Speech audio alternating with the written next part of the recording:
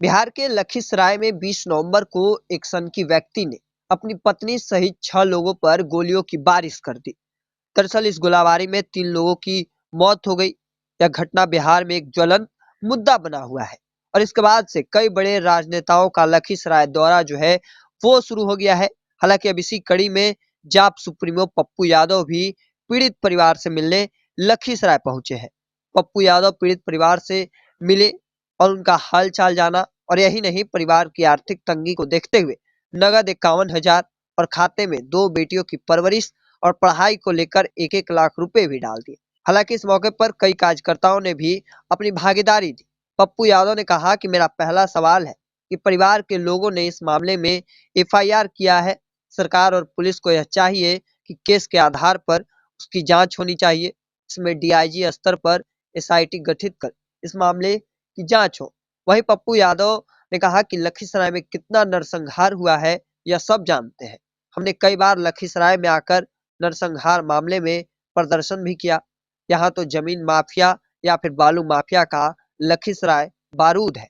यहाँ कोई एक थोड़े दलदल में है। जब नेता अपनी अपनी जाति के क्रिमिनल को प्रोटेक्ट करेगा तो कैसे न्याय लगेगा? विजय सिन्हा क्या दूध के धुले हुए हैं? आप लोग आए और न्याय के लिए धरना पर बैठिए।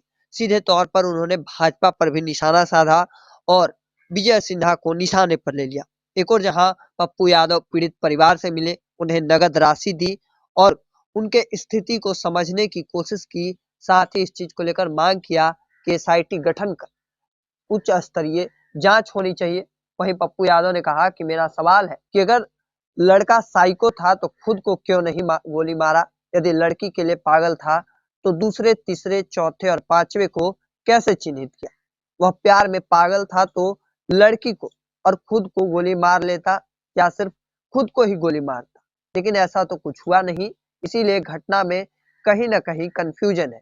इसीलिए सिर्फ एक डायरी के आधार पर घटना को इंड नहीं किया जा सकता है। इसके लिए एफएसएल जांच भी होनी चाहिए। तमाम जो बातें हैं वो मांग रखते हुए पप्पू यादव ने पीड़ित परिवार से बातचीत की। हालांकि उन्हें नगद राशि जो है वो भेंट की है मदद के तौर पर। साथ ही इस बात की मांग की है पुलिस प्रशासन और सरकार से कि मामले की जांच होनी चाहिए। और सीधे तौर पर लगातार जो बड़े बड़े राजनीतिक पार्टी के नेता हैं वो पहुंचना लखीसराय में लगातार जारी है। एक के बाद एक कई बड़े नेता जो है वो पहुंच रहे हैं। पिछले दिनों भूमिहार ब्राह्मण नेता आशुतोष कुमार, उसके बाद अब पप्पू यादव, तमाम जो अलग अलग पार्टी के जो नेता हैं वो लगातार लखीसराय पहुंचकर पीड़ित परिवार से मिल रहे हैं। और सीधे तौर पर सारे जो नेता पहुंच रहे हैं वो कहीं ना कहीं आर्थिक तंगी को देखते हुए नगद राशि भेंट कर रहे हैं और साथ ही इस बात को लेकर मांग कर रहे हैं कि जांच होनी चाहिए मामले की। हालांकि एक मामला जो है ज्वलंत मुद्दा बन गया है बिहार में।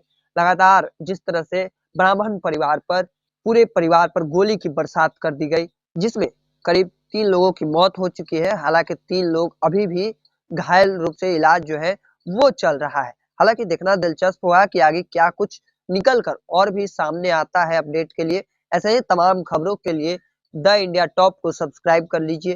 फेसबुक पर देख रहे तो लाइक और शेयर कर दीजिए।